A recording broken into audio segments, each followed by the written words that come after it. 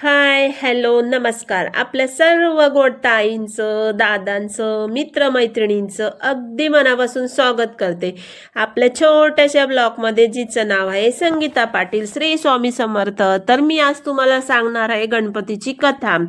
तर भगवान शिवाचे पुत्र गणेशाचे लग्न प्रजापती विश्वकर्माच्या रिद्धी आणि सिद्धी नावाच्या 2 मुलीबरोबर झाले. रिद्धीपासून शेम आणि रिद्धीपासून लाभ नावाचे मुले झाली. लोक परंपरेत याला शुभ लाभ असे म्हणतात. गणेशाचे लग्न देखील अतिशय रोचक परिस्थितीत झाले. त्यांचे लग्न होत नव्हते. या लग्नाची देखील चर्चा सर्व पुराणात मनोरंजक पद्धतीने मिळते. श्री गणेशाच्या विवाहासंबंधी मुख्यतः 2 कथा प्रचलित आहे. यातील एका कथेत तुळशीचे वर्णन आहे. त्यासोबत गणपतीला तुळस का अर्पण केली जात नाही हे देखील सांगितले आहे. पौराणिक कथेनुसार एकदा भगवान गणेश तपश्चर्या करत असताना तेथून जात असलेल्या तुळशीने त्याला पाहिलं आणि ती भगवान गणेशावर मोहित झाली. तिला त्यांच्याशी लग्न करायचे होते, परंतु भगवान गणेशाने ब्रह्मचर्य पाळण्यास सुरुवात केली होती, म्हणून त्यांनी तुळशीशी लग्न करण्यास नकार दिला. आपल्या लग्नाचा प्रस्ताव नाकारल्यामुळे संतप्त झालेल्या तुळशीने गणेशाला शाप दिला की त्याची 2 लग्ने होतील. यावर भगवान गणेशाने तुळशीला शापही दिला की तिचा विवाह राक्षसाशी होईल. त्यानंतरही गणेशाला तुळशी अर्पण करणे वर्ज्य मानले गेले नाही. आणखी एका आख्यायिकेनुसार भगवान गणेशाच्या शरीराच्या रचनेमुळे कोणीही त्यांच्याशी लग्न करू इच्छित नव्हते. यामुळे त्रासून त्यांनी ब्रह्मचर्य पाळण्यास सुरुवात केली. यासोबतच त्यांनी इतर कोणाचेही लग्न होऊ दिले नाही. कोणाचे लग्न असले की त्यात विघ्न निर्माण करायचे. त्यांचे वाहन मूषक यांनीही त्यांना त्यांच्या कामात साथ दिली. त्यांच्या या सवयीमुळे देवी देवता खूप अस्वस्थ होऊ लागले. एके दिवशी ते या समस्येबद्दल ब्रह्माजीकडे गेले. देवी देवतांच्या समस्या ऐकून भगवान ब्रह्मदेवाने आपल्या 2 मानस मुलींना भगवान गणेशाकडे शिक्षणासाठी पाठवले. भगवान गणेशाने ब्रह्मदेवाच्या आज्ञेचे पालन केले आणि त्यांच्या 2 मुलींना शिकवायला सुरुवात केली. दरम्यान कोणत्याही लग्नाची बातमी आली की रिद्धी सिद्धी भगवान गणेश आणि मूषक राज या दोघांचे लक्ष वळवायची. त्यामुळे हळूहळू लग्ने होऊ लागली. पण ही गोष्ट गणपतीपासून फार काळ लपून राहू शकली नाही. रिद्धी सिद्धीच्या या कार्याची माहिती मिळताच ते प्रचंड संतापले. ते रिद्धी सिद्धीला शाप देणार होतच तेव्हा ब्रह्माजी तेथे पोहोचले आणि त्यांनी भगवान गणेशाला रिद्धी सिद्धीशी लग्न करायचे सुचवले. ब्रह्माजींच्या सूचनेनुसार भगवान गणेशाने रिद्धी सिद्धीशी विवाह केला आणि अशा प्रकारे त्यांचे 2दा लग्न झाले. तर भगवान गणेश हे हिंदू धर्मातील प्रथम पूज्य देव मानले जातात. कोणतेही शुभ कार्य करण्याच्या पूर्वी त्यांचे नाव घेतले जाते. त्यांचे नाव घेतल्याशिवाय कोणतेही कार्य सुरळीत पद्धतीने पूर्ण होऊ शकत नाही.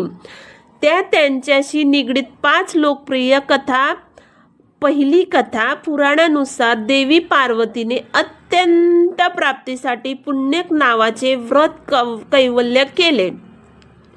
या उपवासामुळे आई पार्वती श्री गणेश पुत्र रूपात प्राप्त झाले. या उपवासासाठी शिवने इंद्रास पारिजातक वृक्ष देण्यास सांगितले, पण इंद्राने पारिजातक वृक्ष देण्यास नकार दिला. तेव्हा त्यांनी पार्वतीच्या व्रत कैवल्यासाठी पारिजातकाच्या वनाची बांधणी केली. शिव महापुराणानुसार आई पार्वतीला गणेशाला बनवण्याची कल्पना त्यांच्या सखी जया आणि विजयाकडून मिळाली. त्यांच्या सखींनी पार्वतीला सांगितले की नंदी आणि इतर गण फक्त देवाच्या आज्ञेचे पालन करतात, म्हणून आपण देखील एक असा गण तयार करावा जो फक्त तुमच्याच आज्ञेचे पालन करेल. या कल्पनेने प्रभावित होऊन देवी पार्वतीने आपल्या मळीपासून गणेशाची त्रिमूर्ती केली. दुसरी कथा. तर एका कथेनुसार शनीची दृष्टी पडल्यामुळे बाळ गणेशाचे डोके जळून भस्मसात झाले। यावर दुःखी असलेल्या पार्वतीने ब्रह्मणाला म्हटले, ज्याचे डोकं सर्वात पहिले सापडेल त्याला गणेशाच्या डोक्यावर लावून द्या। अशा प्रकारे पहिले डोकं एका हत्तीच्या बाळाचे सापडले, त्यामुळे गणेश गजानन बनले। एका दुसऱ्या आख्यायिकेनुसार गणेशाला दारात बसून माता पार्वती आंघोळ करण्यास गेली, तेवढ्यात शिव आले आणि पार्वतीच्या निवासस्थळी जाऊ लागले। गणेशाने त्यांना जाऊ देण्यास नकार दिले, तर संतापलेल्या महादेवाने त्यांच्या डोक्यावर वार केला। या गणेशाचा जन्म पार्वतीने चंदनाच्या मिश्रणाने केला होता। जेव्हा पार्वतीने बघितले की त्यांच्या मुलाचे डोकं कापले गेले आहे, तर त्या फार संतापल्या। त्यांचा राग शांत करण्यासाठी भगवान शिवाने एका हत्तीच्या बाळाचे डोके गणेशाच्या डोक्यावर लावून दिल्यावर ते जिवंत झाले। स्कंद पुराण 3री कथा। तर एकदा शिवाप्रमाणेच गणेशांनी भगवान परशुरामाला कैलास पर्वतावर जाण्यापासून रोखले। त्यावेळी परशुराम कार्तवीर्या अर्जुनाने वध करून कैलासावर शिवदर्शनाच्या इच्छेने गेले असे।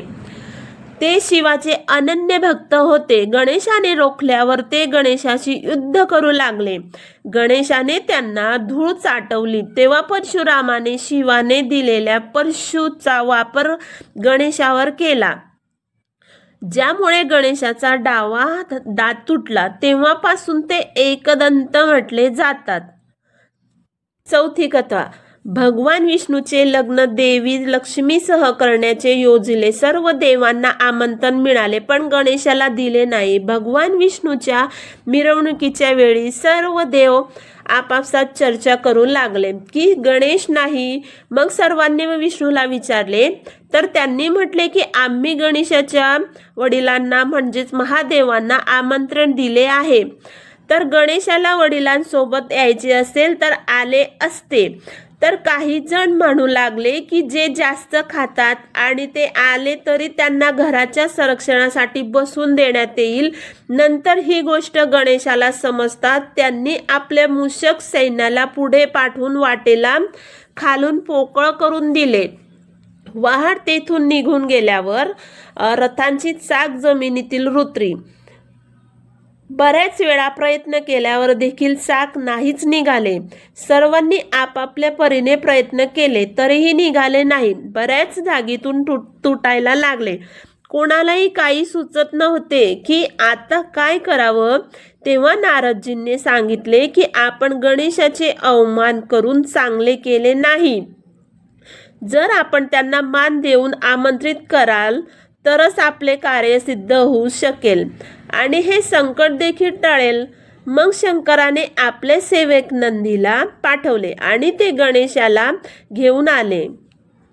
गणेशाची आदराने पूजा करतातच रथाची चाके निघाली। 5वी कथा।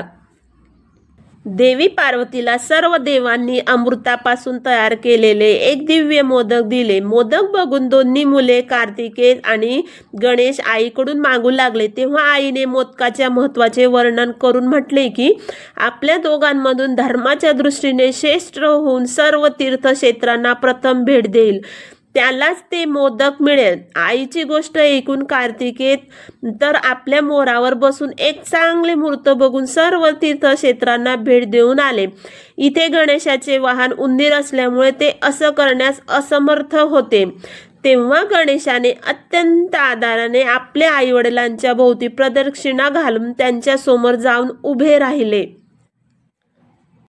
हे बघून आई पार्वती म्हणाल्या की सर्व तीर्थक्षेत्रात केलेले स्नान, सर्व देवांना केलेले नमस्कार, सर्व यज्ञांची फलप्राप्ती, सर्व प्रकारचे उपास, मंत्र, योग आणि संयमाने पालन हे सर्व आई वडिलांच्या पूजेच्या 16व्या भागाच्या बरोबर देखील असू शकत नाही। म्हणून हे गणेश शेकडो पुत्र आणि शेकडो गणांच्या पेक्षा वर आहेत। म्हणून हे मोदक श्री गणेशाला देत आहे।